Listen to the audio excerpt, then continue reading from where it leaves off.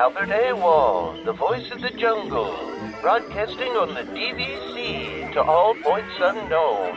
If you're within the sound of my voice, you're listening to Welcome Home Podcast on the DVC.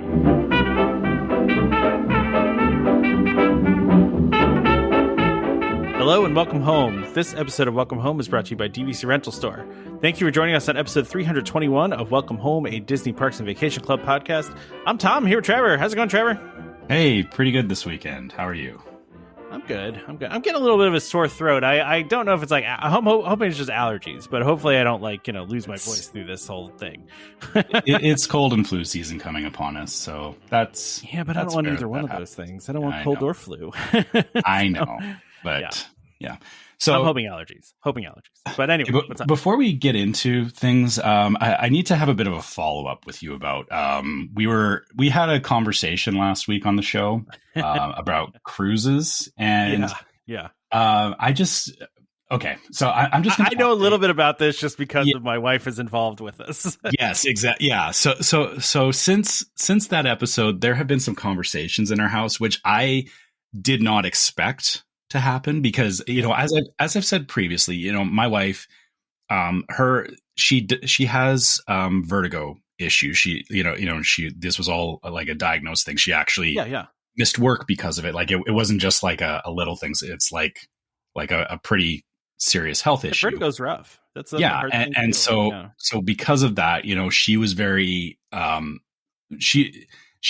wasn't that she was against getting on a cruise, but she was very hesitant because it was what if I get on this thing and I'm laying in the room for 4 days? Like that's not fun, right? And that's a very real concern. I mean, I totally get that. Yeah. So we kind of, or we just kind of wrote it off as we're most likely never going to get on a cruise. But then we had the conversation last week, and my wife and I talked back and forth about it, and then I wasn't talking with my son about it, but he kind of overheard us. And then he went and talked to my wife, and he was like, are you guys going on a cruise or something? And she was like, no, we're not. But, your dad was, talking with Tom about it. And, they were saying about, maybe, Tom or maybe Trevor and Tom could go on a cruise together, because my wife said, she's like, if you guys want to go on a cruise, it's fine. And I was like, yeah, I wasn't worried about that. Like I knew she would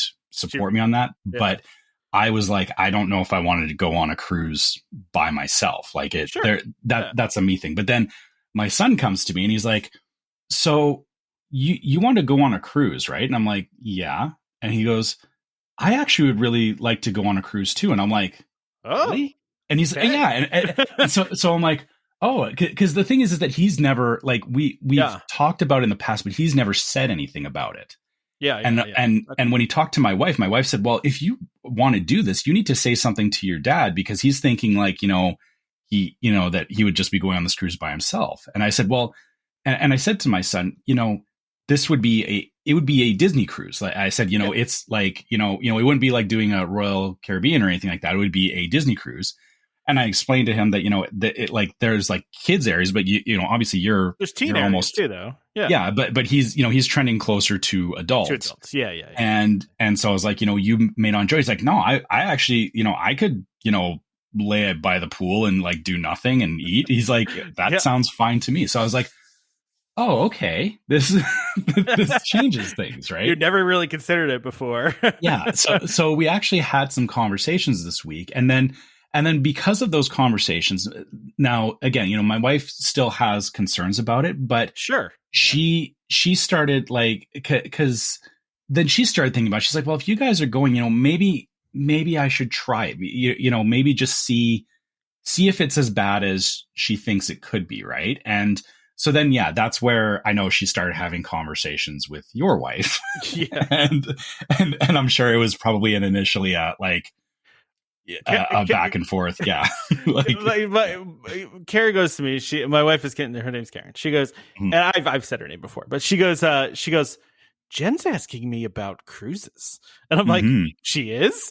And then Yeah. I felt bad immediately because I was like, I hope I didn't make her feel like guilty or anything on the last podcast because I was giving Trevor a hard time about this. Because I was just giving you a hard time. I wasn't trying to be like, I can't believe you can't go on a cruise, but no, that wasn't the feeling at all. But like, that's good. But okay. it was funny because that conversation did spark a bunch of conversation in our house, which resulted in, and again, I'm not saying that we've committed to anything, You're gonna do it, yeah. But we are definitely exploring potentially doing a cruise here in the next maybe 2 years. And you guys could always like start with like a short cruise and just like see how it goes, like a 3-day or something like that, and then if it goes well, then you can go from there. I mean, I think they cruise out of Vancouver too, so that's probably not too far. Compared to like Florida. Okay, I didn't even actually consider Vancouver, but I'll bring that up now. But so funny enough, when we started talking about this, okay, I'm going to give a little bit of behind the scenes. My 25th wedding anniversary is coming up in 2027, and we had talked about doing a stay at a bungalow, and we had talked with you as well about you guys coming, us having a bit of a trip together at Disney World. But we were actually possibly thinking of instead of, because originally that trip was going to be like we were going to stay at the bungalow and then have like an extra long trip at Disney and going to Universal for a couple of days and all that kind of stuff. But it might actually be that we kind of do what you did back in May, where we go and do a cruise, nice, find something, do a cruise down in Florida, and then come back and spend the time, kind of make it part of our anniversary. But do the combo again. But again, this is all theoretical at this point. So we haven't committed to anything, but it's just funny how like that conversation on the podcast sparked a bunch of conversation. And I guess, things that, I kind of made a bunch of assumptions. Like I didn't, I kind of thought my son was past the point of caring about doing stuff like that. But when I said to him what it was, he was like, oh yeah, actually that sounds really cool. Like he was on board with it. So I mean, listen, when I was a teenager, a cruise was great because all I wanted to do was lay around, listen to music, and eat pizza at midnight, right? Like, so, like, you know what I mean? Like, that's what you get to do on a cruise. That's why cruises are great. You do nothing, you sleep in, you eat, you drink, you sit by the pool. You can, you can get pizza until late at night. It's great. Yeah, in thinking about it, my son, that's kind of exactly what he wants to do. So exactly right. Yeah. Well, it's funny because when you brought it up, I had never really actually thought about it too, and I kind of like Googled it, like can you cruise with vertigo? And it does seem like if like you talk to like a doctor and stuff, and like there's some ways to like mitigate it where it can be not bad, right? Or you can get around it because people do cruise with vertigo, right? But I understand the fear there because I know she had a rough go of it. So exactly. You don't want to put yourself in a position like that if you're I can understand that fear. Like totally. Yeah. Because, again, the problem is, and for anybody, dealing with vertigo, like obviously I very much empathize with, having to go through with, I didn't go through it personally, but, having to help my wife through that, vertigo is very challenging. And, even like us taking our flights down to Florida, there was concerns with, vertigo acting up during those flights. And yes, we did the whole, like, we've consulted for medication, all that kind of stuff. But the big difference with the ship is that, like my wife said, it's like for a flight, it's like, hey, that's done after like, 5 hours. Yeah. Whereas a ship is like, you're here for you live on 3 days. Yeah. You live on this place. Yeah. So, but it's also, like we said, Jen was asking questions back and forth with Karen and kind of getting it, we may look at, obviously there would, part of going on a cruise is like, you hear, the outer facing rooms, like the veranda rooms are, those always seem like the best thing. But for someone with vertigo, something more inward on the ship may make more sense. Better. Yeah, exactly. So, sacrificing the view for comfort may be something that we're talking about as part of this. So, that makes sense. Yeah, like I said, it was a very it was an interesting conversation that I didn't think I was going to have this week. I mean, listen, we did the one obviously this year, and we're just itching to schedule another one, right? Like, and the only reason why we haven't is, I mean, because my daughter had a blast, we had a blast, like it was just great. I mean, it was one of the best vacations we've ever had. But it's just, we have challenges with my wife's job and stuff like that, and so until we kind of settle that, and hopefully we'll settle that before the end of the year here. I was joking with my wife. I was like, as soon as you lock down your job, I'm like, the next thing we're doing is like booking a cruise, right? Like like that's gonna happen like immediately, right? Because we've got the placeholder. We're just waiting, so yeah, listen, I think you guys would have a great time. I think there's some things you can definitely do to hopefully mitigate it. You can go during a less rough time of year. Like you said, you can do an interior cabin, lower on the boat. There's lots of stuff you can do, and I listen. I think maybe like a short cruise would be great, because then you could test it out, and then if she does well on it, you could do a longer cruise later. Then and I didn't think about the Vancouver thing. Like that probably makes the most sense for at least a trial run, is because Vancouver's very close to me. Like it's only like an hour flight from us, and then it's very, very quick. 3 days and then back is a lot easier to manage than us figuring out like a whole Florida trip and this as part of it, right? So I actually looked this up, Trevor. I went onto the Disney Cruise Line website. They do have Vancouver cruises next year, but they're all one-way cruises. So they're not. I guess I don't know if they're just repositioning or whatever. But they're like 4-night cruises, and they go from Vancouver to San Diego. And that's easy. Yeah. So, whatever. I mean, there you go, right there. You could just do that. You could go from Vancouver to San Diego, and then you just fly back from San Diego, and you get. We could even. I mean, I've done this. Make a Disneyland trip out of it too. Yeah, we've done this where, or one year we had a trip to Disneyland. So where we live, blizzards are a legitimate problem. And the way it played out, sorry, we're going down a rabbit hole, and this is just how the show's starting. That's what. And so we had this trip where we were with my parents. My son was, I think he was 4 or 5 at the time, and so the day that we were going to fly out, there was a snowstorm coming in, and we saw like flights were getting canceled, and we're like, oh no, like we're going to get our flight canceled. This is going to like mess up our plans and everything.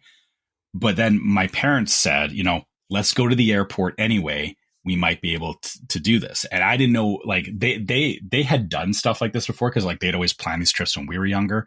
And so they actually had a plan when we got there. And what ended up happening was we drove to the airport. The storm was coming in, and we got the last flight out before they closed down the airport. But the flight didn't go to LA. It went to San Diego. Oh, so, and the thing was that when my dad was younger, he actually, he did contract work down in San Diego, where he had to be driving all over the place. So he actually knows the area. So what we ended up doing was we flew down to San Diego, we rented a car, and my dad drove back from San Diego up to LA. And we ended up getting there about the same time we would have if we'd just taken our regular flight. But we missed the snowstorm and all that. Oh, yeah. But because of that, that trip, I know this might sound crazy to some people, but because I've done that drive, I remember it, even though it was like years ago. It's just, it's very memorable. Yeah. But it's something about my brain that I can retain like directional information like that. So if I had to go from San Diego and drive back up to Disneyland, like that's, get off a cruise ship, drive up to Disneyland, stay there for a couple of days, and then it's only an hour and a half drive. Yeah, exactly. It's up I-5 along the coast. That's great. Yeah, it's not bad. And so that might be a plan now. So just see. So I guess, Tom, if you want to feel bad now, you're making me make plans that my wife is going to find out about later. Yeah, well, there's that. Just tell her not to listen to the podcast from 10 minutes to 15 minutes. I can't do that because so my wife listens to this podcast usually when she's driving to work in the morning. So I usually get questions from her like when I'm getting ready for work in the morning, because she leaves to work earlier than I do, and then she'll like get to work and she'll be like, so what about this you talked about in the podcast? So I'm fully expecting that I'll have a conversation on like Monday or Tuesday about this. Meanwhile, my wife is tired of hearing my voice in general, so she doesn't want to hear it more on a podcast. Yeah. I'm just kidding, but she my wife is very much the murder podcast person. That's what she likes to listen to. That's what she listens to, the true crime ones. That's her thing. So if we start doing true Disney crimes, then I think we're good with my wife. But I mean, okay, I'm gonna write that down. That's a wait list. That's a wait list. That's a wait list. I would say Disney crimes though would be like not like true crime, but like Disney crimes to me are like things that people do at the parks that they shouldn't do. Like that would to me be like a Disney true crime podcast. Well, there's that documentary that I don't know if it's actually come out yet, called Stolen Kingdom, about the people that stole Buzzy from Cranium Command over at Wonders of Life. Oh yeah, I remember hearing about that. Yeah, I don't know if that ever came out to actual like streaming or anything like that. I wonder if they couldn't. I mean, it was like 8 months ago that thing came out. I have no idea. Oh man, it's made by Bright Suns. I don't like those people. I'm surprised they made it because they hate Disney, but that's neither here nor there. Yeah, but whatever.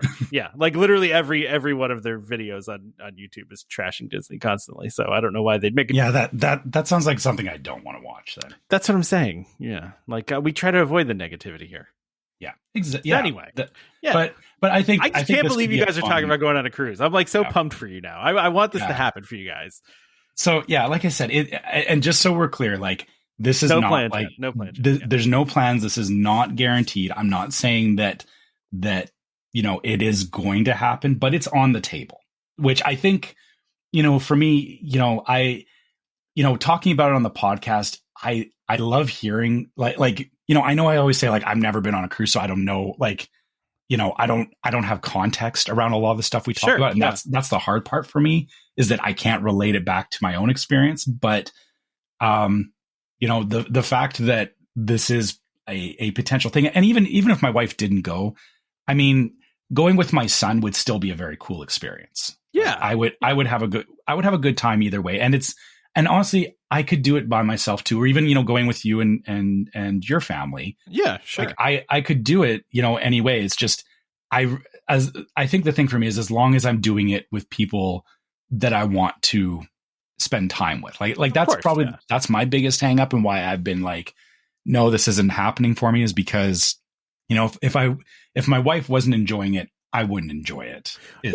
Is my thing, right? I totally understand that. Like that's like with any vacation, right? Like if your family's not enjoying it, it's like it's hard to enjoy yourself, So yeah, no, listen, that's great. I think the only downside of, you would do the West Coast one as like a test cruise, because like it's more fun to definitely go out of Florida, because you get to do the private islands, which you don't really get on the West Coast. Yeah, and Pacific versus Atlantic coast is a different vibe for sure. It is.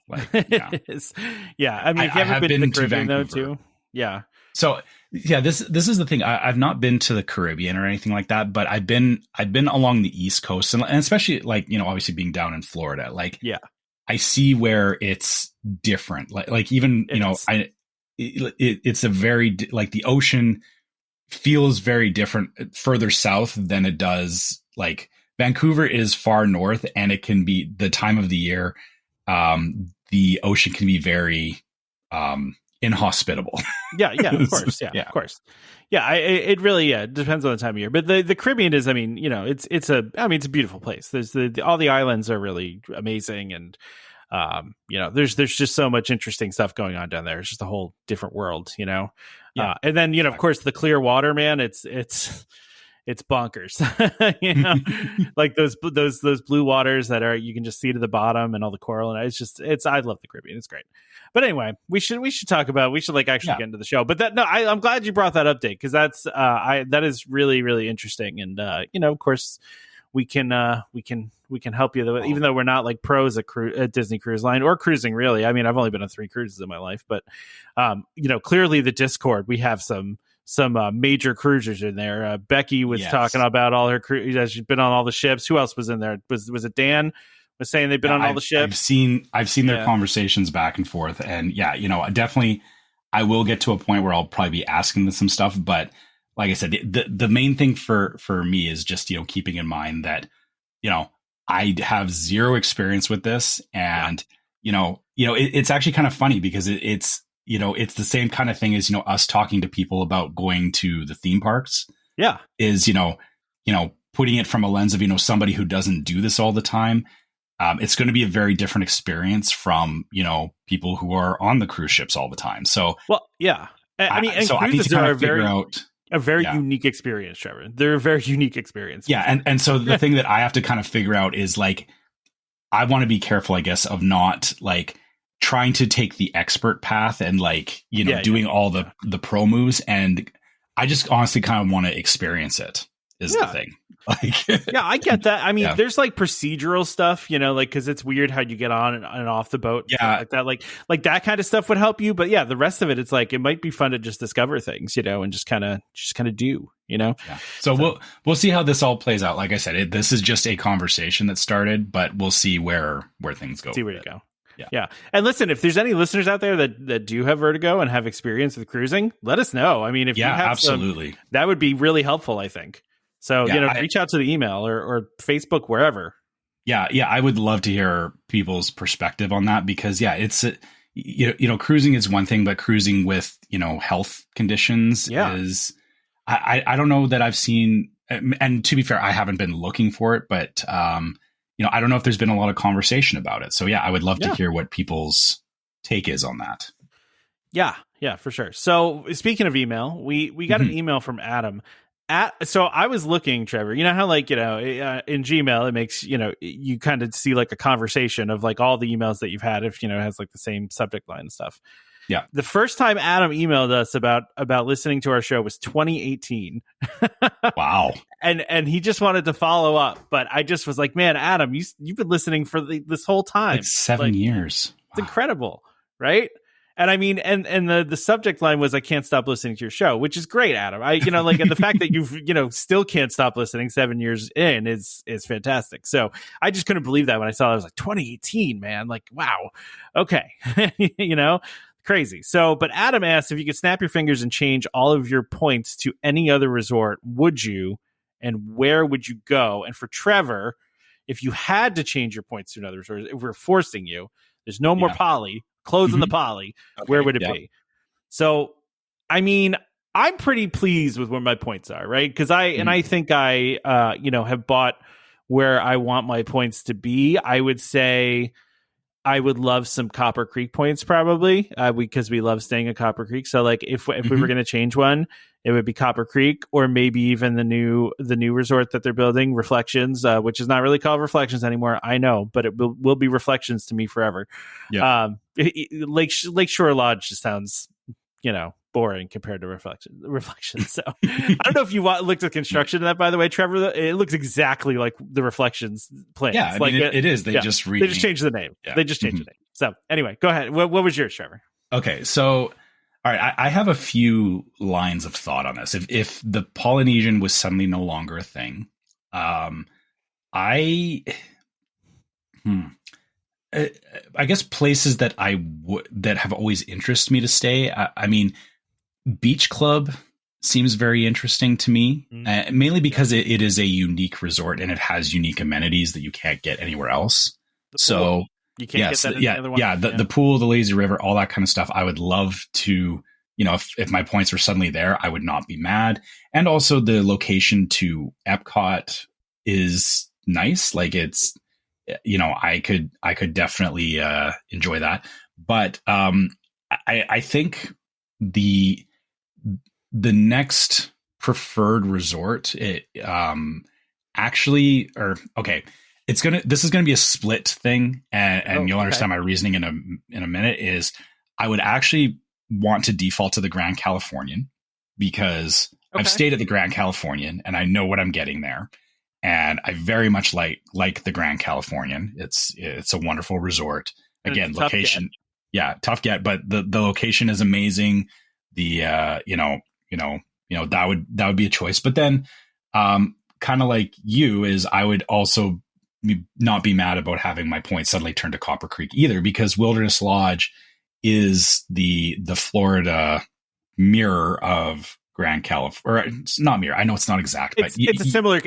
You all know what I mean. It's great. Wilderness Lodge and Grand Californian are very similar resorts. So yes. So I would not be mad about staying at Copper Creek for that. And of course, you've been to Copper Creek before. Or, well, you've been to Wilderness Lodge, which is part Copper Creek, because you've gone to Whispering Canyon. So yes, yeah, not and Whispering also Canyon. We went to Storybook. Storybook. Right? Yeah, we went to Artist Point. Yeah.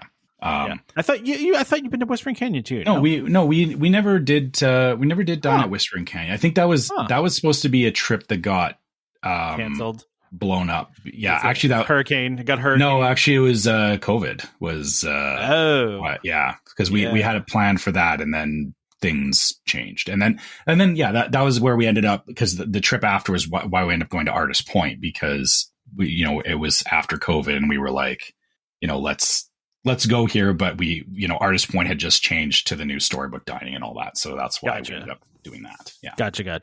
Okay, so yeah, I mean, I think yes, I definitely I know I emphasize it all the time that I'm in love with the Poly, and we're not. Why would we not stay at the Poly? I bought where I want to stay and all that. And I love the vibe of it, but there's definitely other resorts that I would enjoy the vibe of as well.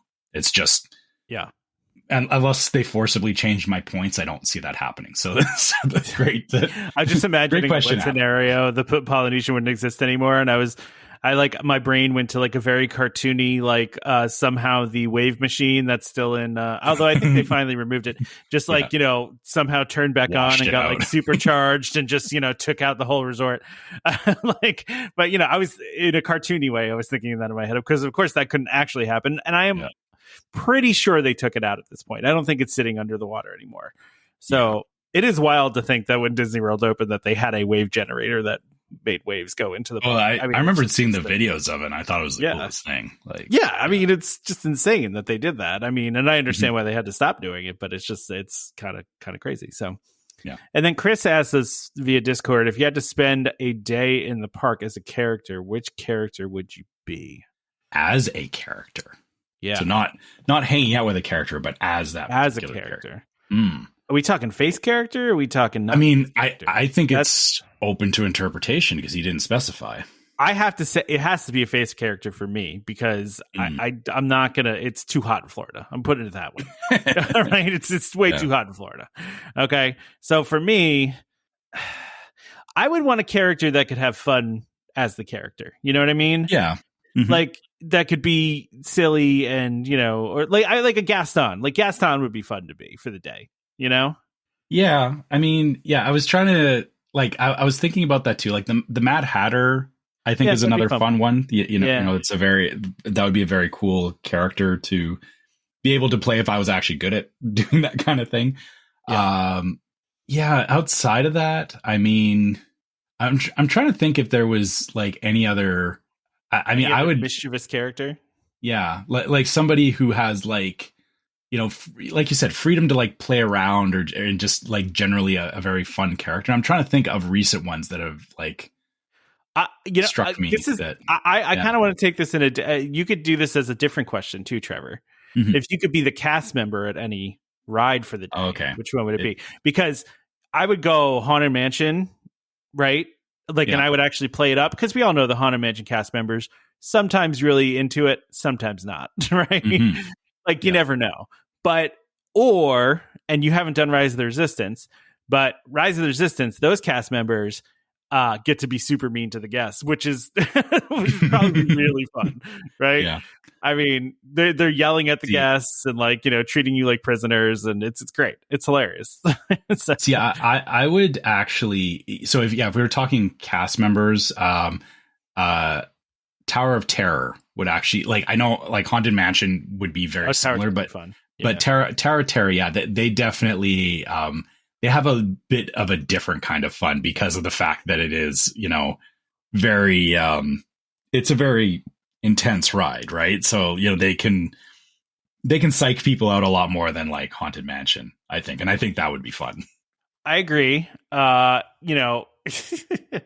although I'm remembering now. Actually, I have lots of asides today. I guess that's just how the kind of day it is. It's all good. You do you. But I remember now actually. So this was in Disneyland when Tower of Terror, or before they changed it to Guardians of the Galaxy. But I remember the cast member there did it was the funniest thing. So we were getting onto the ride, and he was checking seatbelts and all that, and he was having a conversation, and then there was somebody on the ride that it was their birthday. And so then the cast member was like, oh yeah, and he wasn't being like super in character, but then he was like, okay, everybody, let's sing happy birthday to this person. And he started singing happy birthday, and then the doors closed and the ride started, right? so like we were all singing, then all of a sudden it stopped, and we all kind of laughed and whatever. And then the ride did its thing, and then when the ride finished, as the doors opened, he was singing happy birthday at the same spot.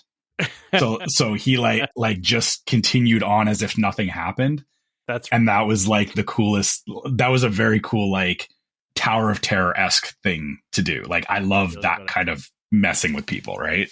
Yeah, I love, like, if you're gonna do that, it's got to be a thing where you're messing with people, right? Like that's that's what it has to be in my mind. Yeah, I don't know what else. I mean, I don't know what else. I think that, great question, and fun thing to think about is getting a chance to just play in the parks, but not as a guest, right? Like, that's really what it is. Yeah, I mean, that you're 100% right. That's really what it comes down to, right?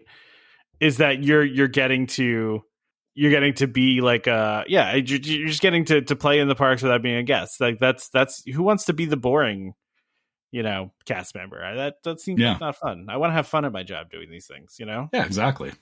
Yeah. All right, Trevor, we got to talk about this thing. Okay. So this is not Disney park stuff, but this is Disney enough, and this. Okay. I mean, it is Disney. I mean, it is. Yeah, go ahead. You talk. Okay, so Home Depot is selling a 7.5 foot tall Chewbacca animatronic for the holidays, which is such a wild choice.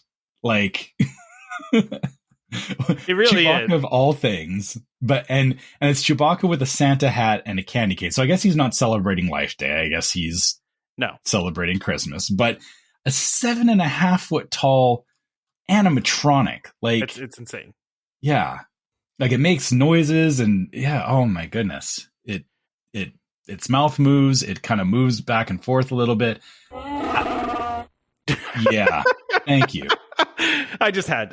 Yeah, but so I said this on the Discord, because we talked about this on the Discord, and I could not have this thing in my house because of where my Christmas tree is that it's in view when I come down the stairs in the morning. And if this thing was next to my Christmas tree, I would think that there's an intruder in my house every single morning. Of course. Like, yeah, it would be bad. Yeah, it's by the way, this thing is for indoor use only, and it's motion sensor triggered.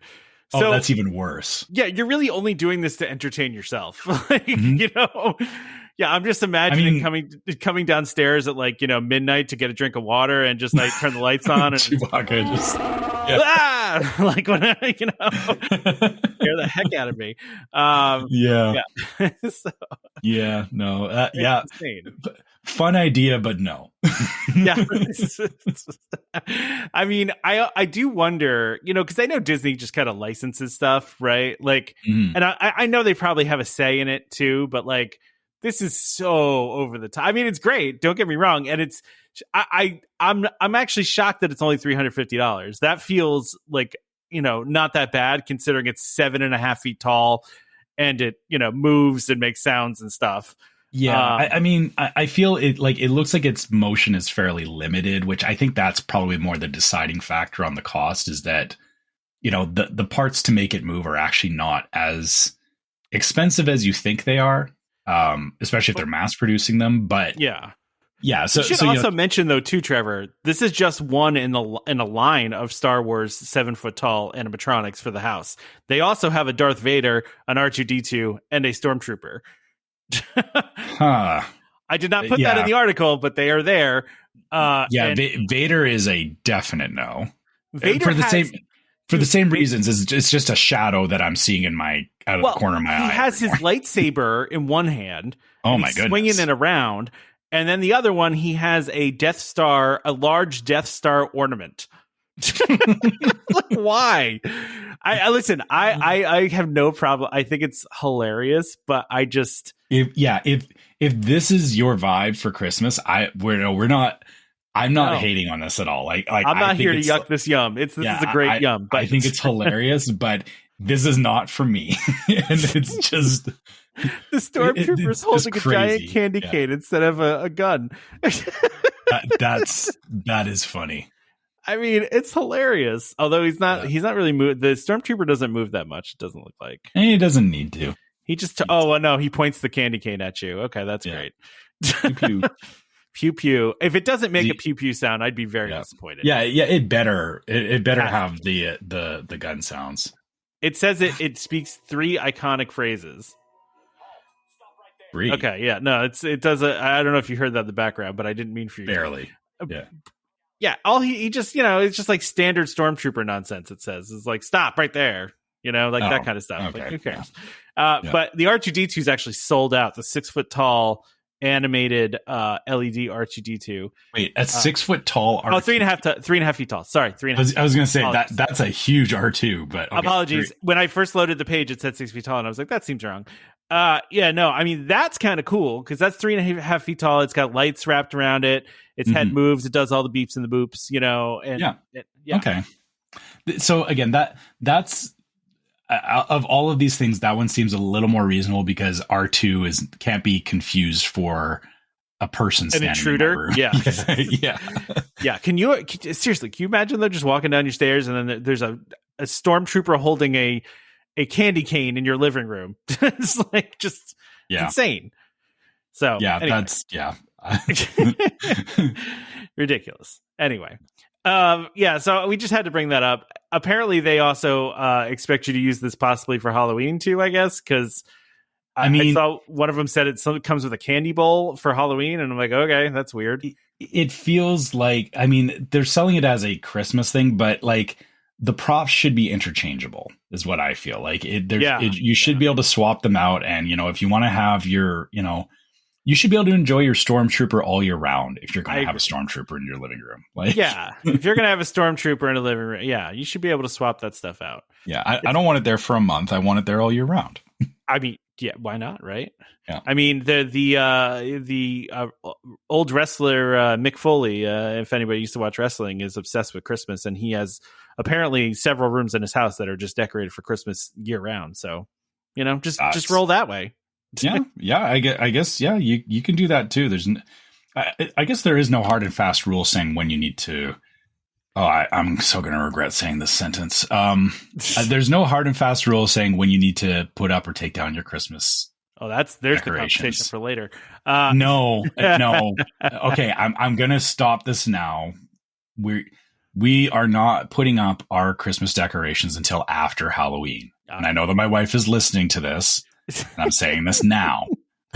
I love it.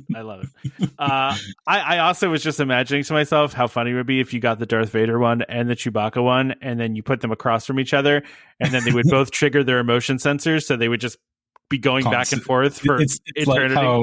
Like how Furbies, when you would like put them against each other and they would just go back and forth. Yeah, you just get both of them, you put them opposite of each other, and you just let them fight a fake war for the entire day. I could only do that for one night, and then I would have to turn them both off because I wouldn't want to hear just the constant back and forth. Yeah. I mean, I am just imagining this being an impulse buy that like a husband would come home with, and the wife would be like, you bought a 7-foot tall Chewbacca? Like, are you insane? Like, you know, this is our life now. Yeah, this is where we got Chewbacca in the house now. It's a pretty good looking Chewbacca too, I have to say. Yeah. He looks pretty good. So anyway, let's move on to other things. Yeah. Sorry, just one last thought on that. What could actually be like the worst thing is if you like put it in like a pantry or something like that. So like, that would be the funny thing to do is like constantly put it in different rooms. Yeah. Like put it in the shower, like before yeah. And then someone opens the shower curtain and then there's Chewbacca with That's how it should. Trevor, you found the use for it. Pranking. There we are. Yeah. There it is. Found it. Okay. All right. Good enough. Yeah. Yeah. All right, we can move on. Anyway, let's do our ad, and then we'll talk about some more AI coming to Disney parks, maybe. All right. This week, our sponsor is DVC Rental Store, which is a World of DVC company that offers magical vacations at incredible value. Save up to 60% off retail rates at premium Disney resorts. DVC Rental Store now includes deposits as low as 25% at the time of booking and a built-in cancellation policy for every reservation. As always, DVC Rental Store pays out the most to members looking to rent their points. Want to learn more? Go to dvcrentalstore.com/welcome home or call 1-855-DVC-RENT. That's 382-7368. And when you speak to them, be sure to let them know that Welcome Home sent you. All right. It's funny, as we're doing this podcast, I just got a text from one of my friends that is going to Disney for the first time on Monday.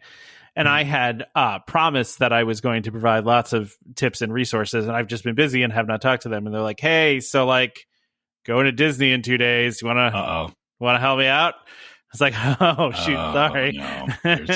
There's things they should have done about 5 days ago. Yeah, it's okay. I'll send them some stuff. But yeah. So okay. So the headline of this article, and by the way, this is we'll give credit where credit's due. This is being reported by WDWNT. And this is a patent filed for some potentially new animation projection technology using AI, I guess. Sometimes I feel like nowadays, Trevor, and I'm sure you feel this way too, especially being in the industry that you are in, that AI just gets thrown on everything as like a marketing thing, and not. I mean, given this is not a thing that they're marketing, right? This is I just feel like it's getting overused as a thing. Yeah, but AI is being posed as something that can solve complex problems, but the reality is that it can only do very simple tasks at this point. Yeah, I want to read this. Can I read this thing that they put in the patent? Because this is a whole lot of engineer talk, but I want to read it anyway. A method includes determining an orientation of a mechanically animated surface relative to one or more projectors configured to project content onto the mechanically animated surface, dynamically rendering the content based on one or more parameters derived from this is one sentence, by the way, derived from the orientation of the mechanically animated surface relative to one or more of the projectors, and presenting the content on the mechanically animated surface using the one or more projectors. Now, if I break that down, what that says to me is that you're talking about, instead of what they do now, like, and I think the big example of this that everyone will point to of these projection faces is Frozen Ever After, right? Because they haven't really been doing that since then. I mean, really, that's the main one I think of. But what it sounds like is this is more like projecting the face on a moving surface and being able to kind of like keep up with the movements and render it in real time. Yeah, and I mean the face projection thing is the obvious tell there, but it's not limited just to that. That's true. Like, yeah. So I mean, I look at it expanding beyond like, okay, I guess this would be where I think an example of this would make sense is like, so the Indiana Jones ride has you go into one of the side rooms and there's like bugs crawling on the wall, but it's just projected from the lights on on the Jeep, right? Like it's, yeah. and it's like a flat projection thing. This to me sounds like, they could take something like that and, the thing that's projecting it makes for like a 3D image on the wall as your vehicle is moving. So so then it's moving and projecting it across the wall in a way that makes sense and doesn't look fake, right? So I think it feels like a thing they could use in shows too, right? Like to project onto people that are moving and Yeah, you're right. There's a lot of applications for this because the interesting thing is that, the face projection thing, on animatronics are relatively predictable in their movements. Yeah. And the whole point of this AI thing is that it's meant to work adaptively with something that maybe is not moving in ways that you would expect it to, right? Like, it doesn't have a set path that it's moving on, which, like you said, if you've got a show where, actors aren't always necessarily on the same mark or, things happen, but the projections are always reliable, right? Like that's, I guess, the problem that they're trying to solve here, or what I see in this patent is that, they're trying to solve hey, we want to project very complex things, but we want to be able to do it in a way that, if the projector moves or if the target of the projection moves, that it's able to adjust in real time using AI. This also says, too, though, that the AI could be used to render projected content and animatronic movements, going so far as to identify guest interactions with the animatronic, like speech and gestures, so it can respond appropriately. So this is almost like more interactive animatronics, too. It references a real-time puppet, which could interact with guests in real time using AI, which they already did this a little bit, but not with a puppet. They did it with...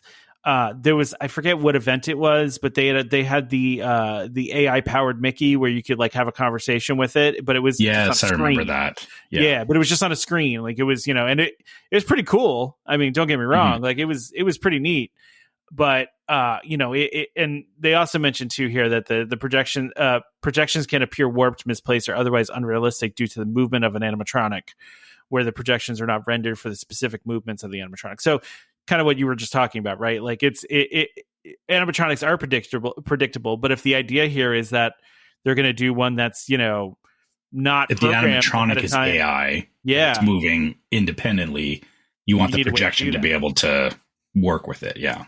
Yeah. So interesting. Listen, Disney files hundreds of patents and doesn't always use all of them. They have an entire part of Imagineering that's dedicated to just research, right? So that's how you end up with some of the things in the parks, but some of the things they just invent and never use. So who knows?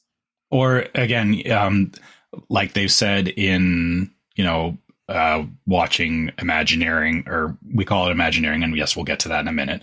But I thought you were going to do a really good transition there. I was going to, but I'm doubling back on it because this is what we're doing today. They've said on previous episodes that, ideas get, just because an idea isn't used now doesn't mean it's not going to be used in 5, 10, 15 years. Yeah. Right? They never let a good idea die at Imagineering. I've heard that said many times. Yeah. So yeah, that's exactly right. But to your point, the next thing we wanted to talk about was, have you watched any of these things, Trevor? You watch the Call It Imagineering series? I do. I've tried to watch a couple of them and I keep getting interrupted by other things. So I have not actually watched a full episode all the way through yet. They're very interesting and they're fairly short. They're only 25 minutes. Right. And so, you got to, I watched this one before we even talked about it on the podcast, before I put it on the podcast list. Cause I just, how when you pop up your YouTube, it just recommends stuff to you. And it just so happened I had popped up YouTube and it was ooh, new Imagineering, we call it Imagineering out now. And I was like, oh, all right. Let me go check that out. Might as well. I got some time. Nobody's around. Let's I've got the TV to myself for once, which, is never the case. So, but anyway, this one was interesting. They talked, about a bunch of different things. They actually talked just kind of about the idea of castles and then just, how some of the details of some of these castles. And listen, I've seen pictures of a lot of the ones overseas, but they really took a deep look at how they design these things and, why they do certain things. And, they talked, of course, a little bit about the whole repainting of Cinderella Castle. which was part of this as well. And I don't know why I forgot the fact that they repainted it for the 50th anniversary. I forgot that those two things were associated. I just didn't think of that way. I just thought they repainted it. That was so long ago. I know. Yeah. I should remember though. I should remember these things. But yeah, I mean, and also they just rebuilt that one castle over top of the other castle. I think it was in, Hong Kong? Yeah. Back in 2020, Hong Kong built a castle over their original castle. That's because they originally had built the Sleeping Beauty castle, because Hong Kong was just a straight up copy of Disneyland. And so, but that now they went and they built a much bigger castle, and they literally just built it over top of the Sleeping Beauty castle, which is kind of cool, actually. I mean, yeah. It is a neat thing, but I'm kind of glad that, or I hope they never get that idea for Disneyland. As much as no.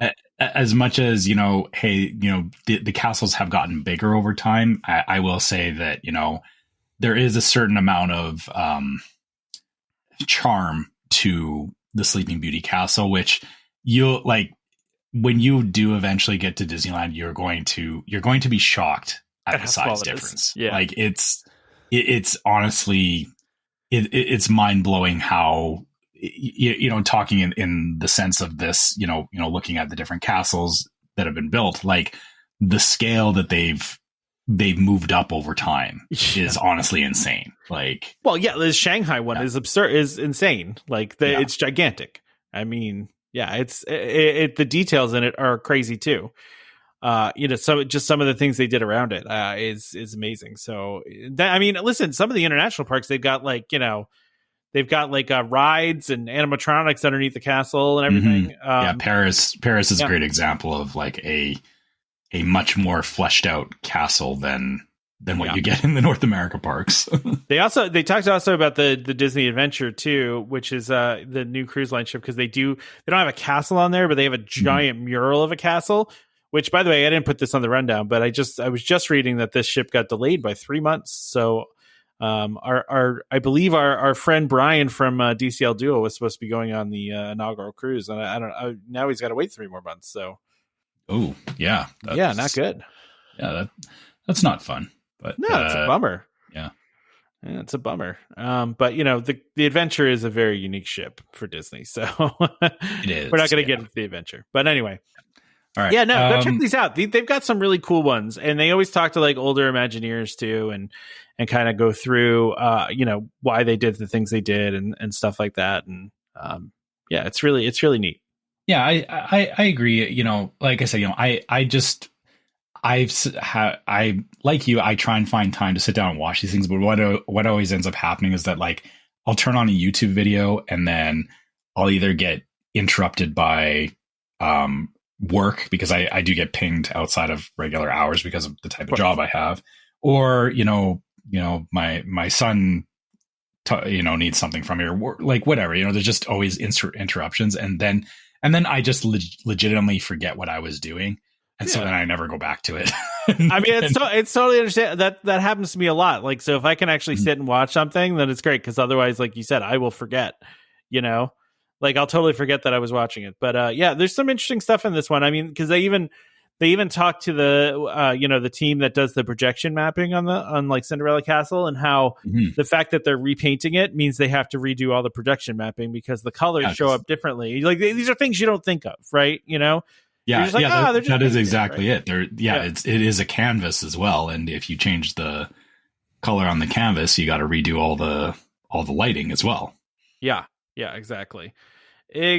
So yeah, go check that out if you're interested. But then we're gonna end this week on talking about Hong Kong Disneyland, because for some reason there's a whole bunch of Hong Kong Disneyland news, and I was there an event we missed? I don't know, but like all of a sudden a whole bunch of stuff came out. Yeah, I don't know what the context is for it, but yeah, I guess they want to make sure that people know that they've got new food there. That I hope that we see some of this food come stateside at some point, because it looks really good. Yeah, so mini food time, right? It's just a mini food time. Yeah. That's all you get. Just a tease. I know last time we said that we ended up talking for a half hour. There's not a half hour worth of stuff to talk about on this one. So, especially a lot of this stuff Tom won't eat anyway. So yeah, that's true. So there's a new place called Wayfinder's Table at Hong Kong Disney Resort, and if you know anything, Wayfinder refers to Moana, right? So this is a Moana themed restaurant, and it's pretty cool looking. It looks like a quick serve, right? It's a quick serve. Yeah. Okay. Lots of very Polynesian inspired food here. What is the thing in this main picture up top with does it come in this little boat with the little back part that has for dipping sauce? I think so. Hold on, let me because I kind of want that. Banana coconut fritters is what I think those are. Oh. Yeah. Explore the ocean banana coconut fritters. Do you get to keep that? Is it like a souvenir deal? Could you imagine if they gave you that? No. Yeah, like they gave you this cool little boat thing, and then they're like, "Thank you," and you take it back and wash it, and it just gets all grody over time. Yeah. Now, so there's. Then you got to carry this thing around too. There's also that. Yeah, that's also a pain. But so let's see, beef steak. I'm not gonna. You know what? I'm gonna let you say these things. Mi grang. I guess I don't know. I don't know how to say this. I don't know what a lot of these are either, but. But yeah, there's that. There's a chicken leg, which pretty straightforward. Chicken leg with grandma's signature rice, mali kofta with lentil masala, masaman prawn curry. Ooh, prawn curry would be good. Yeah, I would eat. You would eat a prawn curry, or are you going? No, I would eat the other stuff though. You go for the chicken. Yeah, of course the chicken. Yeah, I'll eat the chicken. Give me the chicken. Yeah, I'll eat the rice too. I like rice. Yeah. And then there's a seafood laksa soup noodle, which again, this is I would go for any of these. What's the one that has the kakamora? Yeah, that's the whole reason I actually put this on here is because I thought that and the boat were cool. Yeah. Kakamora, it's like a little bento box. There's like a little bowl on top, and then you open it up, and then there's the different sections inside. Like you said, it's a bento box, right? So but it's just very cool looking. I don't know. It doesn't really say, does it? Yeah, I'm looking on here and I don't see. What would this be? Is that maybe like the kids' meal or something? Comes like that. Mali kofta, vegetable carrots. Yeah, no, nothing really matches this isn't matching any of the descriptions, right? Is that a carrot cut like Mickey? Is that what I'm seeing? Is that Yes, it is. Okay. Yeah, that is. Well, and in the one next to it, there's a little shaped Mickey Mouse. That's an egg. Oh, they have the egg. No, it's not. Wait. That's not an egg. That's butter, right? No, it says the seafood laksa soup noodle with shrimp scallops, squid, rice noodles, crispy noodles, and Mickey egg. That's the yolk of an egg they made into a Mickey. That they they shaped into like a 3D Mickey. I was going to say, by the way, I'll post this picture, but in case you're wondering, I'm not talking just like Mickey ears. I'm talking full Mickey face. Yeah, like a 3D. It looks 3D printed. It does. Yeah. Oh, man, they always do so many cool things with their eggs, man. Yeah. Do you remember when they used to do the cool pads of butter at the restaurants that were shaped like they had the Mickey one? Why don't they do that anymore? I miss that. I mean, yeah, I get there's a cost associated with it, but I don't know. I feel like, investing in that means you'll get more people.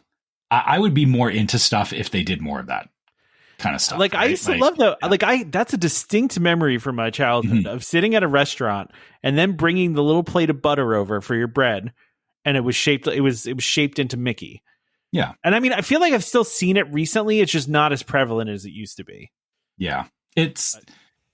So again, and stuff like this, Hong Kong definitely is leaning in on that kind of stuff. Yeah. Which, like this whole menu looks great. It does. The other thing I need to go order some Thai food now. Is there anything else you want to talk about on this one? No, I think that's good. Yeah. So they also announced that there's going to be a new Pixar show. Cutting edge Pixar show. Yeah, featuring Monsters Inc. The concept art looks pretty cool. because you have like the CDC guys, or CDA guys, sorry, right? Child Detection Agency, yeah. Walking through the crowd. There's like a door. There's like somebody like a booze riding a door at some point here. There's doors all over the place. They don't really say what the cutting edge thing is going to be, but they're saying it's going to blend real and digital environments to connect to generations of Pixar fans, which they're kind of doing at some of the shows at Disney World now. Yeah. You know, it would be or I guess to me, probably the cheap, obvious thing is, you know, this is Monsters Inc. If, you know, doing the effect of Randall appearing and disappearing with digital effects would be, and this actually goes back to, you know, talking about the patent of AI stuff is, you know, if you have like, you know, somebody like Randall who is meant to like blend in, you could use lighting to do that. Right. Kind of a neat idea, but so I was all excited for a second because I was like, oh, this is Monsters Inc. And my head immediately went to that they were doing a stage show of Put That Thing Back or So Help Me. Which we have been speculating will replace Muppet Vision 3D at Monsters Inc. But that's not this. That's not what this is. No. This is just featuring. Monsters Inc. It looks like they're playing out scenes from like the first movie, Monsters Inc., which is still good, but like I said, I still just really want to see Put That Thing Back or So Help Me. Listen, we might get it in Monsters Inc. land. I mean, you know, you never know. Yeah, there's not a lot to talk about on that. But then let's. I want to talk about this ride, though.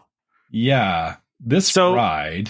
Yeah, so we got some concept art for a new ride at Hong Kong Disneyland, which is Avengers themed, because you know, they can do fun Marvel things everywhere, but here. Well, you know, just not here. Yes, but so it's rumored to be a Tower of Terror like attraction.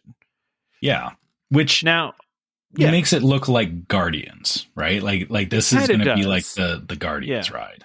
Yeah, but the building is much more. I mean, it's much more Avengers-y, right? Like the Guardians one is very Guardians. This is very much like an Avenger building. Yeah.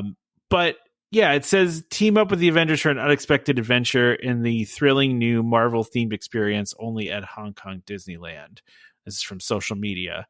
The concept art we have.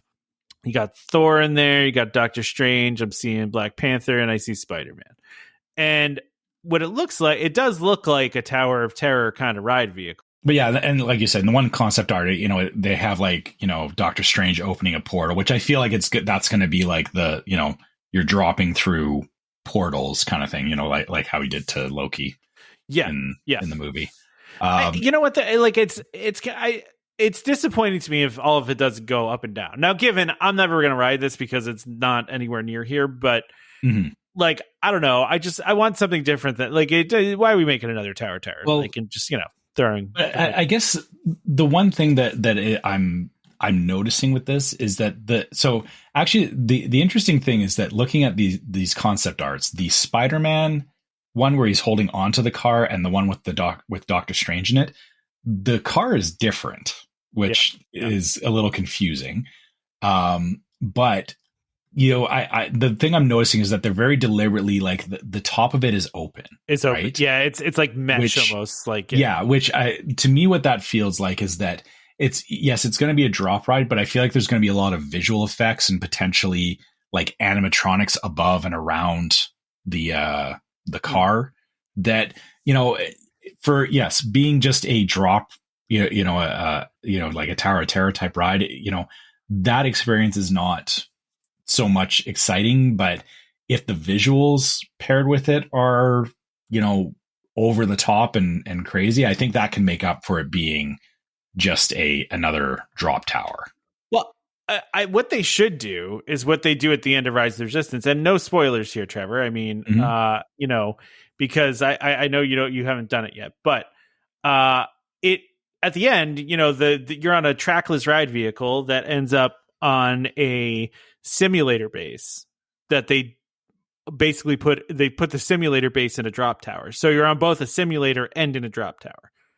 Right. So like it's basically like if they just took Star Tours and then put it up, you know, like 50 feet in the air and then dropped it down. Yeah.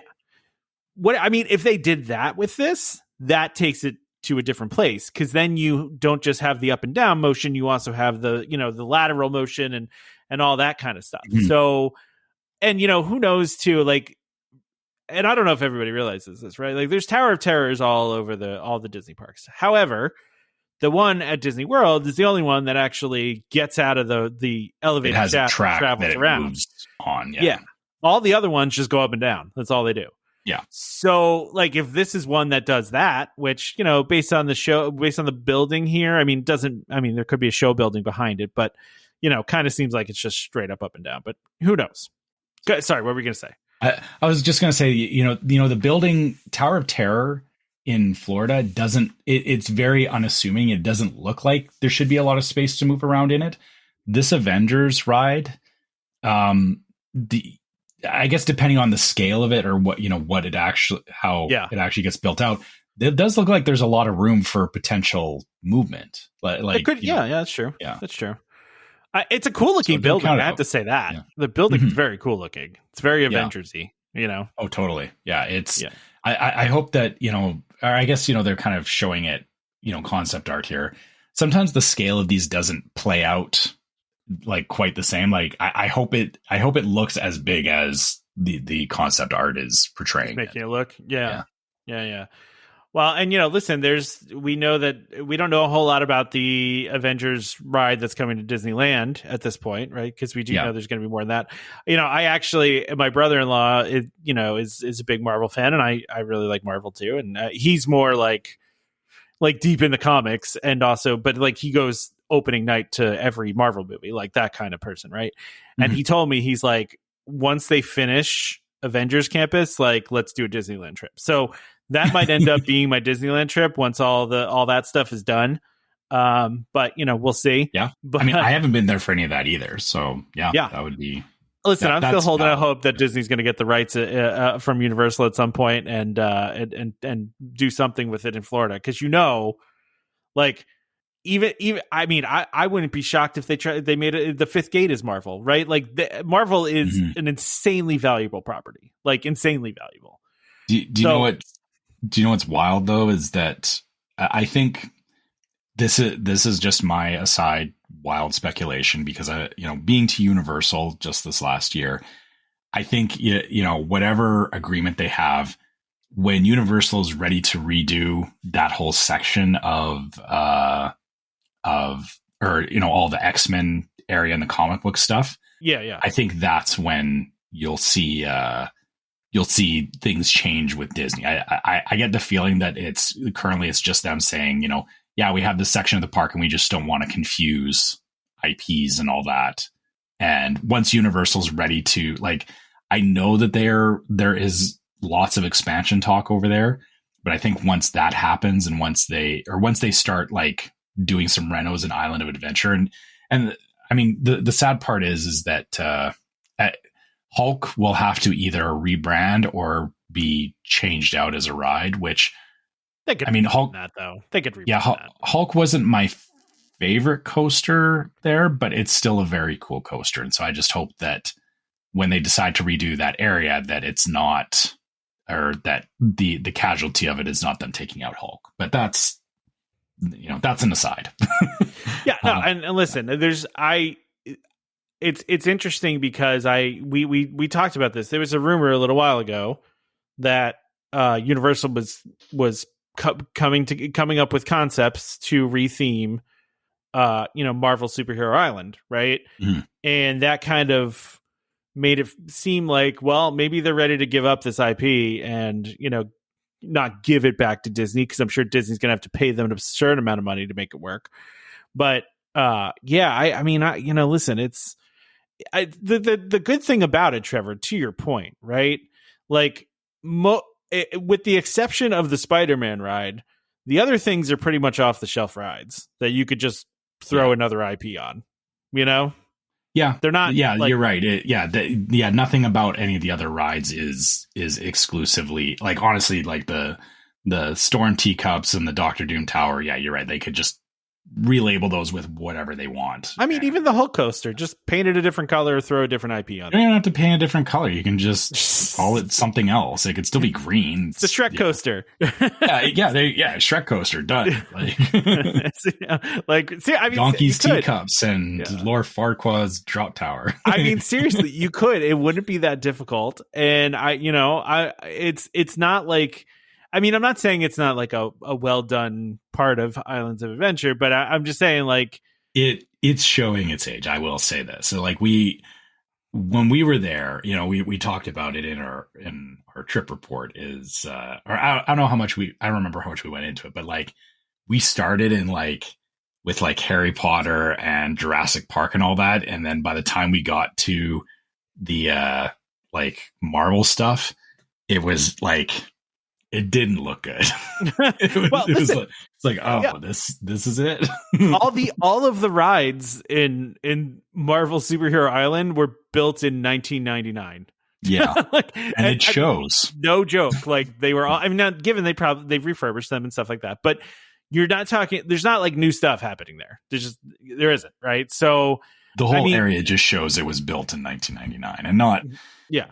Not by a company that it was trying to make something timeless. It feels very stuck where it is. So yeah, you're right. Maybe yes, I know we're talking about like a Hong Kong ride concept here for Spider-Man, but with stuff kind of, there is a lot happening at Universal, and we've said this before. If even though we are a Disney podcast and whatever, you can't ignore Universal, and you can't ignore the fact that they stuff that they do does affect things that happen at Disney. Yeah, of course. And maybe again, it'll still be years out, and Disney has other plans right now anyway. But I mean, they're building a bunch of stuff too. I mean, it's not like they're building a ton of stuff, right? So yeah, but maybe like I said, maybe though when they finally decide to retheme that area, that that's just going to open up the next wave of changing stuff up at Disney again, right?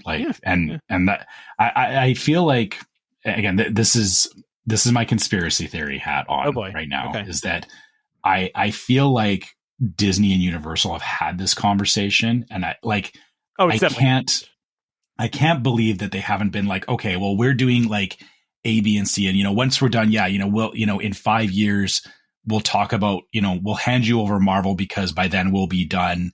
The Zelda expansion at Islands of Adventure. Sorry, that's another rumor, but I want to believe it's true, because I love Legend of Zelda. And, maybe just to stay in Nintendo IPs, maybe they'll turn the Marvel area into a Metroid area, because I love Metroid. And I know you probably don't understand what I'm talking about, but I don't. For all the Metroid lovers out there. Sorry, they announced Metroid Prime 4 is coming in December, and I'm super excited about it. So I just had to throw that in there. It's fair. It's fair. Listen, I would not be. Listen, they had long negotiations about Hulu, right? So, which I guess your stuff is turning into Hulu now, right? Like you're going to have Hulu in Canada. I think they're getting rid of the Star or whatever you have, but.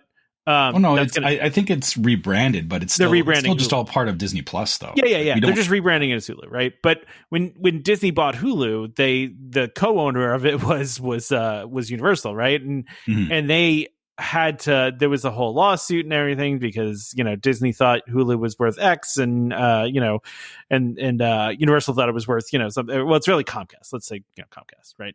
But so they had a whole thing about it, but I guarantee you while they were talking about that, this came up. I don't have any information on this, but Iger knows how valuable this is, and Iger would absolutely love to have Marvel at Disney World, 100%. Yeah, considering that it is everywhere else at this point. Yeah, exactly. So I don't know. I would be shocked if they haven't had that conversation before, but who knows, right? So and listen, we'll have to see what happens when whoever replaces Iger, if it ends up being Josh. I'm putting this out here as a reckless speculation, is that we have the next 5 years known of park expansion and stuff. We know what's coming with Villains Land and Cars and Monsters Inc. and all that. I think once this wave is done, the next wave is going to have Marvel stuff. All right. That's that's my take, and we can revisit this in 5 years. I'm also going to make a bet too that at some point in the next 5 to 10 years we will have. And listen, this is an easy bet to make because they kind of already said they were going to do this, but they haven't announced anything. Bluey's going to end up in the parks somewhere, right? Like, oh yeah, I'm shocked it hasn't happened yet. And I did see that there's like a Bluey roller coaster opening up somewhere else there's like a Bluey park somewhere, but Disney, I believe, owns the theme park rights to Bluey in the States. Mm-hmm. So, and maybe not everywhere else. But Bluey's going to end up there somewhere, right? Like that's going to happen. It's especially with a movie happening, I believe next year, or no, I think they said 27. I thought it was 2026. I can't remember. It was either 26 or 27. But yeah, let's see. Release date. Here's a hot take. August 27. So we're still 2 years out from the movie. Okay. Yeah. So, here's a hot take. Yeah. Would you be mad if Mickey's circus area turned into Bluey Land? Ooh, that's tough. Yeah. You're talking about the whole Dumbo area and all that? Yeah, and Barnstormer, and all that just became like Bluey themed. I would rather just have a new thing themed to Bluey, and not like an overlay. Okay. That's what I'd rather have, I think. I was just thinking about because, obviously, or Bluey would replace, a kids area. And that's true. That's just the one that I thought of immediately. I mean, there is hard though because Dumbo's over there. Because Dumbo is like over there as a ride. Yeah, I guess. Yeah, I guess Dumbo unfortunately is things. It can't be removed. I guess you just can't remove Dumbo. Well, I mean, you could talk like Animal Kingdom. They could make it like an Australia land or something, and just well, actually, so that was the other thing I was thinking too. Is they just recently closed the Boneyard. Yeah. What if that got some Australian? But that's going to be South America land, though. You can't have Bluey in South America land. Yeah. They're making it complicated. You got to keep up the theming, Trevor. Okay, Hollywood Studios. Hollywood Studios had the Honey, I Shrunk the Kids place. They could figure out how to put Bluey somewhere in Hollywood Studios. That's all gone already, though. Like, that's gone. I know, but that doesn't mean they can't bring it back. Like, yeah, I mean, like a play area. Yeah, play area is too easy. Yeah, I want a whole. No, I firmly believe, even though I don't have kids of an age that use a play area anymore, I believe every park should have a play area or should have somewhere for kids to burn off steam, for parents to relax, and it's a little shaded. Maybe some like they have like the Moana thing in Epcot and like various play areas around Epcot, and it's like they need that in every single park, is my opinion, because it needs. Like I said, even if I'm not going to be using it, there needs to be that kind of space. Oh, I 100% agree. With you, but I also think to myself, like, I want that, but I also I want a Bluey, like, give me a Bluey dark ride, man. Like, I want a full on Bluey dark ride. Okay, give me that. Yeah. So okay. Let's just get into it here, because clearly, we've tap danced around it enough. I don't even know how we got this. Yeah. Well, but obviously, you and I have both watched Bluey at this point, right? I love Bluey. Bluey's great. Yeah, exactly. Like, and yes, it's a kid's show, but it is also very much targeted at the adults as well. Listen, there's a whole episode where the healer parents are like hungover from the day before, and the jokes that they are making are hilarious, but a kid would never get it in a million years, right? Yeah. Like, there are so many funny things on that show that are for adults. And like, listen, a lot of the shows in our youth were like that though too, right? Where they had, there were jokes happening on, Ren and Stimpy that were way above my head when I was a kid. I thought it was hilarious, but now when I look back on Ren and Stimpy, I don't. I won't know, because at the time, but it's more disturbing than I remembered. But I found it funny at the time. that's and Bluey's not that, but different lens, yeah. Yeah, but Bluey's not that, but it is one of those things where, I mean, but even like Toy Story is that, right? Like, like if you watch Toy Story as an adult, it's a different experience that, like they make some subtle adult jokes in there, that is true. Yeah. I think, that's true. I think for a lot of Disney shows, honestly, like that, Pixar especially. Yeah, there are plenty of jokes that, or not just jokes, but there's a lot of things that happen that, are not necessarily targeted at the kids, per se, right? So yeah, you're right. I just think Bluey does it better than anybody, honestly. It definitely hits a weird mark, where weird in that it resonates so well. Like it feels very like the person or the guy who wrote it is, he conveys things in a way that, like, even though it's a specific scenario happening to the Healer family, it's super relatable.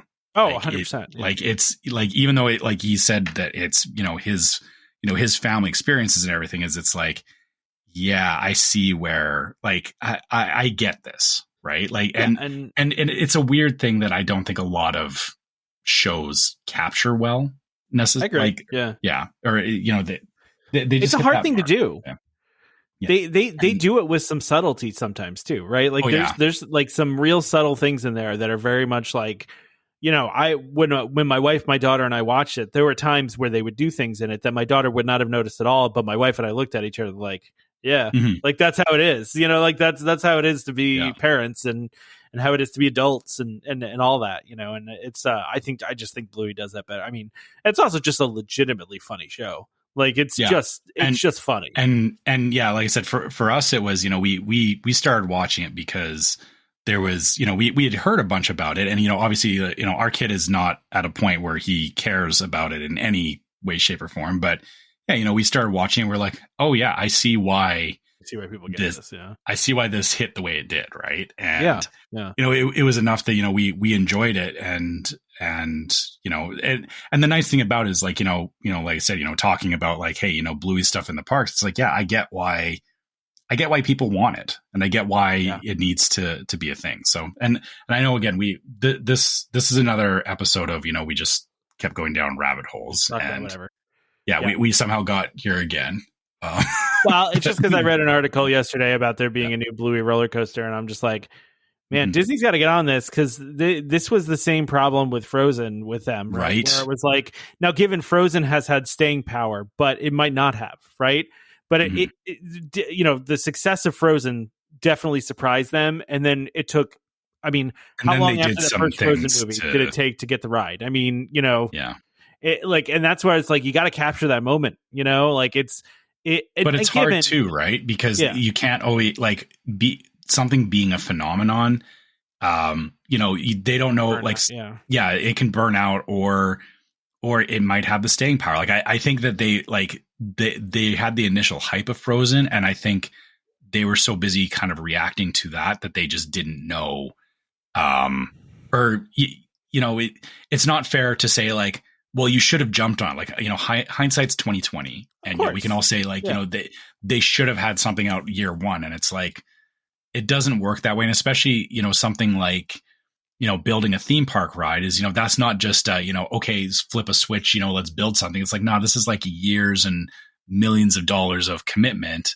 And so they have to be like, they have to be sure about it to a point where it doesn't turn into, and sorry, I'm going to use Universal as the example, because I very much saw it over there, where there's a bunch of IP at Universal that is, it was relevant at a point, but it's kind of it's fallen off, right? And Disney doesn't want to be in a position where they're having to redo stuff every 5 or 10 years, or not redo stuff because it's fallen off, not because it's like there are legitimate reasons to take out rides, and things do run their course. But if everything is lasting 5 years, it's not sustainable for them to keep, like, reinventing rides or rebranding rides to keep up with whatever the new hype is. No, so I get it, but that's true. If I remember correctly, Bluey was the #1 most streamed show last year,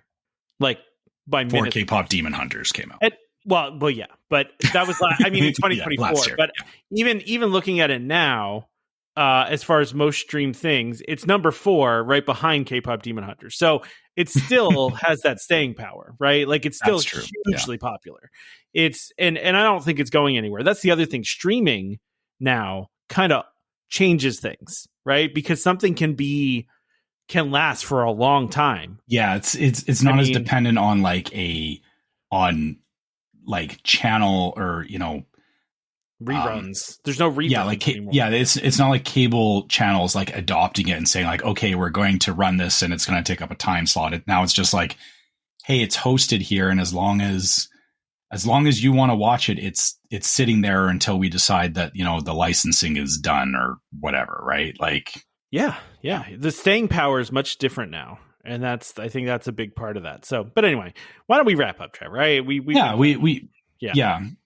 could talk for another hour about this, but maybe this will be again. We need to figure out we haven't done some wait lists in a while, and we need to figure any good topics. Any good wait list topics? Let's put that out there, because we like to do wait lists because there's not always times where Tom and I can record in a particular weekend, and the wait lists kind of give us something more topical that we can put out there that isn't necessarily a regular show. So yeah, if you for anyone listening, if you have ideas for a waitlist topic that you would like to hear us talk about and waitlists they're not always like hour long shows either. Sometimes they're like 20 or 30 minutes. So, it doesn't have to be a super in-depth conversation, but if there's something you want us to talk about, send us an email, hit us up on Facebook or Discord or wherever, because, we'd love to hear your ideas on it. And I guess I should just start with the wrap up now because of that. So, outside of waitlist topics, if you have any other questions for us, if you want to, just reach out to us in general, you can find us at welcomehomepodcast@gmail.com. We love hearing from you guys and hearing what you think about the show and all that. You can also find us on social media. So we are on Facebook as Welcome Home Podcast. We are on YouTube as Welcome Home Podcast, and we are on Instagram as Welcome Home Picks. Make sure on Facebook you check out our group, Welcome Home Disney Waitlist. Just want to shout out to all the new people that have joined the waitlist in the last little while. I've been approving so many people requesting to join the group, which is kind of crazy. It wasn't a thing for a while, and it seems like people are just getting back into the group now, or not getting back into, but joining the group now more. Love to see it. Remember that it is a group about Disney. We want to hear conversations. We want to, see everybody talking and enjoying talking about Disney stuff, maybe sharing your own trip reports. We see that. I enjoy seeing, our listeners that are posting their trip reports in there. And then also just having great discussions about stuff. So, make sure that you check that out if you haven't joined the waitlist yet. Outside of that, and I just lost my tab. Hold on. I had this whole rundown thing, and I was on a different tab. But so outside of that, if you want to help support the show, you can go to store.welcomehomepodcast.co, and you can check out all of our merch in the store there. Yes, as we talked about before, it's not going to happen overnight, but we are going to be adding new stuff as we go. So right now you can find t-shirts and mugs and all that kind of stuff. We are going to be adding hats at some point. We said we were. That is still on the table. It's just going to take us a little bit. But food time merch is happening too. Yes, food time merch will be happening. We have some other ideas for stuff too. So yeah, there will be stuff coming. But check that out. Also in the same vein, we also have a Patreon. You go to patreon.com/welcomehomepod. Check out our different levels of Patreon support there, which have an exclusive logo. If you support at different levels, you can get merch that has an exclusive Welcome Home logo that you can't get on the main store. And all of our Patreon supporters get access to the Discord server, which, as we've talked about, we have great listeners on the Discord server that have conversations about all kinds of things, cruises to random asides, shout out to the, what was it called? The 3D printed thing? Is that what the 3D printed Rocktopus with the Rocktopus? Yeah, thank you for sharing that. It was the rock. Yeah. I believe that was Chris. That's Chris. Yeah. It's the Octo Rocktopus. The rock's head in the center, then connected to 8 smaller rock-headed tentacles. Because why not? Because why not? 3D printing, man. Yeah. So yeah, you know, random, we have random conversations like that, but also Disney centric conversations as well. And talking about stuff we talked about on the show and all that kind of stuff. So, you know, if that's of interest to you, please check out our Patreon, because that will get you access to the Discord server. And last but not least, if you're listening on iTunes or Spotify or anywhere you can leave a 5-star review, please do so. You know, it just helps the show, you know, helps more people find the show. And if you are on iTunes, you know, write us a review and let us know what you think about the show, because we also love hearing what you guys think about what we're doing on the show. Yeah, we've gotten several new ones recently. I'm not going to read them just because they refer to recent events and we don't want to retread things. But please, please do that. We really, really, love the reviews. The reviews are one of my favorite things to take a look at. And every time we get a new one, it just makes me happy. So, but the other thing you can do is subscribe to Welcome Home Podcast so you can be reminded every time we release a new episode. You can find us on Apple Podcasts, Amazon Music, TuneIn, Stitcher, Spotify, YouTube Music, just about any podcast app that's out there. Huge thank you to the sponsor of this show, DVC Rental Store, for sponsoring this episode, and also just World of DVC for being generally awesome and helping us out constantly and just being there for us. They're great people over there, so please go work with them for any DVC needs. Join us next time for more Disney Parks discussion. Of course, more DVC talk. We hope to see you all real soon. This is Skipper Albert Awol, the voice of the jungle, signing off from Welcome Home Podcast on the DVC. Do a huddle when we hit its hair. How she can cuddle is no man's affair. I looked around from pole to pole, found her in a sugar bowl.